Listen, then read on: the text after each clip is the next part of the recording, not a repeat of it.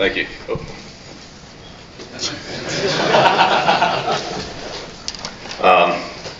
Appreciate everybody coming out today. So really exciting for me to be here. Start with Chancellor Roberts. He's made such a huge difference, and the opportunity to come to North Carolina. Been very supportive. Has given us a great opportunity at a school that's already a great school with a great brand. And obviously, Bubba Cunningham, Steve Newmark, those guys have been great. Our alumni, Mike Lombardi and I we're into the double figures on the donor events and alumni events, things like that. And honestly, just the sport's been overwhelmingly tremendous. Not only supported, but engaged and, very excited. We want to match that excitement and put that on the field. So, Mike and I have worked together for a long time, going all the way back to the start of Cleveland. Mike in the general manager role, myself in the coaching role. And, we've had a lot of experience in dealing with kind of what the college football landscape is now. Similar, not the same, but similar in terms of, NIL, revenue sharing, free agency, if you will, and, recruiting, post-draft type recruiting as opposed to drafting. And so, Mike's done a great job of, I'd say reinforcing the roster. We have a number of players here that have been here that we're, excited to work with. We have two of them here, Jordan and Will. But also, we brought in a lot of players. We have 70 new players from last year or so that weren't on the roster last season. So, that's a lot of people and a lot of turnover. It's also been that way with our coaching staff. Some of the players or some of the staff members on the coaching end and on the support end and scouting I've worked with in the past, but there are a lot of new people there. So when you combine all the scouting support and player transition into the program, it's a lot. And we're very much looking forward to getting out on the field next week and seeing it all come together. I've been super impressed with the way our players have competed. They've worked really hard. I think they're in good condition. We've hit a lot of personal. They've hit a lot of personal high marks in whether it be strength, speed, explosion, different measurements that we've taken through the course of the training, beginning through the end, and looking back on their career from previous training years. Like, these guys have really worked hard and they have a lot to show for it. And so we're almost at the point where we can get out there and start putting together the chemistry, the timing, the execution, the communication, that we need to have on the field. But Mike and his scouting staff have really, between the scouting on the freshmen or the incoming recruits, the 26th class, which is already looking like that'll be a pretty positive group, and two transfer portals. The roster is very competitive, and I look forward to seeing how all that plays out. And everybody's got a lot of focus, obviously, on the TCU opener, which is in our sights. But really, right now, the big thing for us is just stacking good training days, one on top of another, one at a time, and being ready to go not only for the opener but for the entire regular season and the ACC schedule. So. That's our outlook. Just put good days together, take advantage of every opportunity. Don't let any days go by where we don't continue to improve, get better, and get closer to becoming the most consistent and best football team we can be when we step out on the field, and that'll hopefully continue every week. We'll continue to improve as a team and all the way through the course of the season. So that's what we've always tried to do, and so that'll be our goals this year. Coach, thank you. We will take questions from the room as it has been in the past. Please identify yourselves and the agency that you are with, and we'll get to as many questions in 10 minutes before our student athletes as we can. And our first question will come first row, left side, coach, right in front. Dan Tortora, wakeupcalldt.com. Coach, coming to this specific institution and developing these players off the field, why it was right for you to come to North Carolina and develop these Tar Heels? Yeah, thanks, Dan.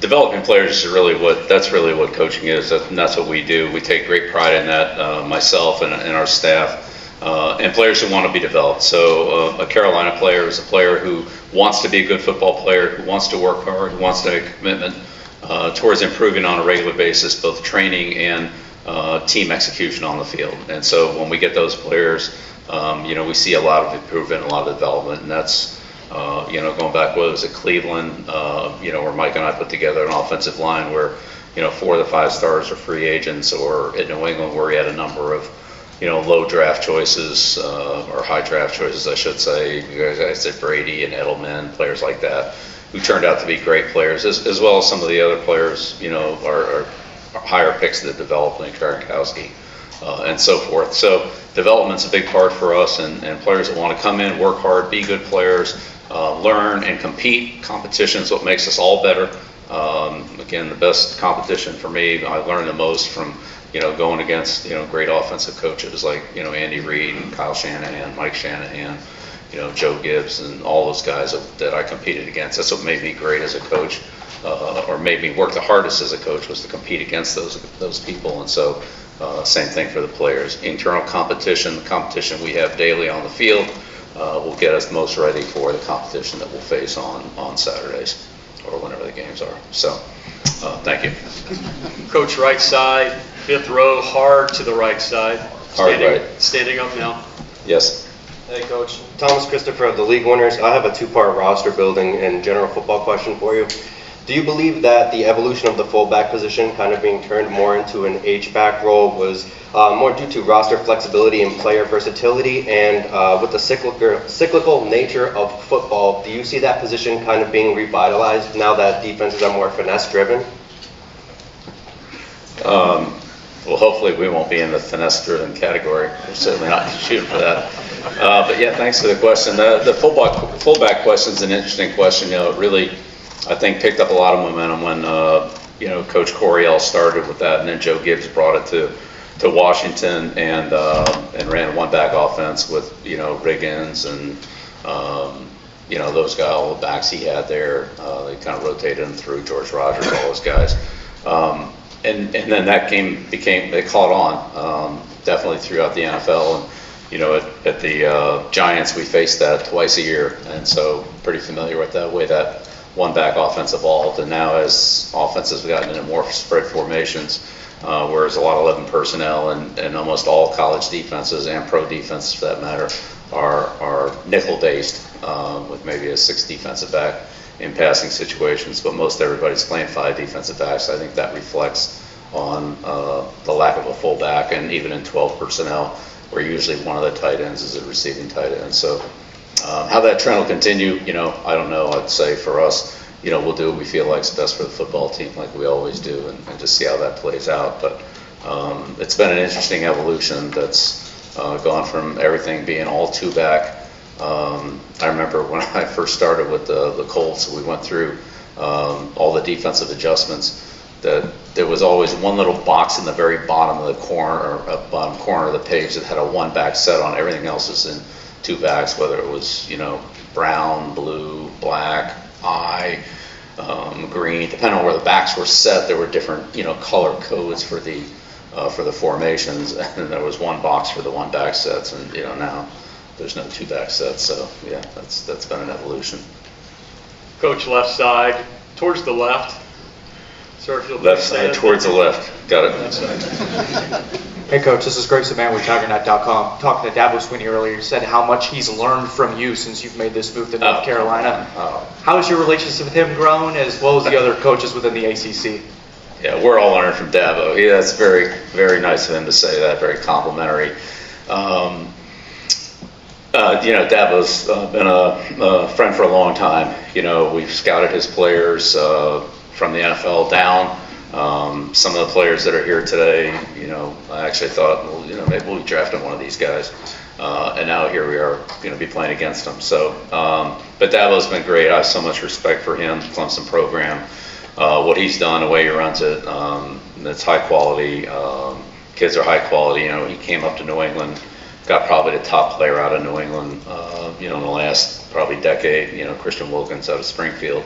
Suffield Academy. And, I think that says a lot for the program that he runs and what he's done for not only college football, but all the student athletes that he's coached there. They've gone on to represent him and the school very well. And, again, I have a ton of respect for Dabo and what he's done. Great opportunity to spend some time with him at the ACC coaches meetings, and so it's been a really enjoyable guy to be around. I don't know if that'll be true on Saturday afternoon, probably not, but at least in these meetings it is. Yeah. Coach, right side, third row. Kenton Gibbs with Locked On ACC. Coach, one of the biggest differences between the pro game and college game is you're dealing with 18 to 23, 24-year-olds as opposed to full-grown men with families and whatnot. And with an off-season that's seen a little bit of controversy and all that type of stuff, how have you ushered them through blocking the noise and keeping the main thing the main thing? Yeah, well, I mean, the great thing about working with the college players is just the growth and the development that we've seen, that I've seen with them. I saw a little bit of that last year when I was at Washington with Coach Fish and Steve out there, to see how much the players improved from the spring until the start of training camp. And this year, of course, we haven't started training camp yet, but through the course of the spring, the amount of improvement that our players made in those 15 days, most of which were in pads, is something that you never saw in the NFL because we never, could wear pads in the off season. And so, how much better the players got in their fundamentals, their footwork, their hand placement, leverage, tackling, so forth. All the physicality things that come with different positions, whether that's press release, jams, and so forth. The improvement was tremendous. And so I'd say on the college end, you're right, the players are a little bit younger and less skilled. Sometimes that's an advantage. There are fewer bad habits to break.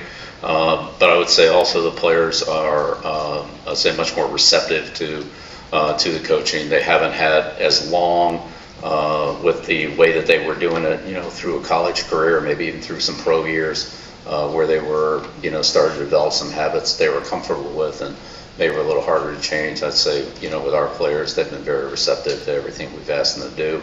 They've trained extremely hard. As I said, the personal achievements between their strength, their speed, their explosiveness, all the different body fat percentages, all different things that we measure is, in the high 90% range. I mean, there's only a couple guys that haven't, had the improvement, but really it's been pretty much the whole team. So that's been, as a coach, it's fun. It's fun to see players get better, and then that gives them more momentum to keep working. I know we've given the players a couple of weeks off, in the training cycle from time to time, and in a lot of cases they come back even a little bit further ahead of where they were when they left, which kind of indicates they continue to work hard in their training. So, we're excited to see all of that manifest itself out on the field when we actually start playing football. But I think we'll be ready to start when we get going next week. So, thank you. Coach, thanks for the time. You can switch spots with Thad Dixon, and we will talk to our defensive back for 5 or 6 minutes before we finish out with Will and with Jordan.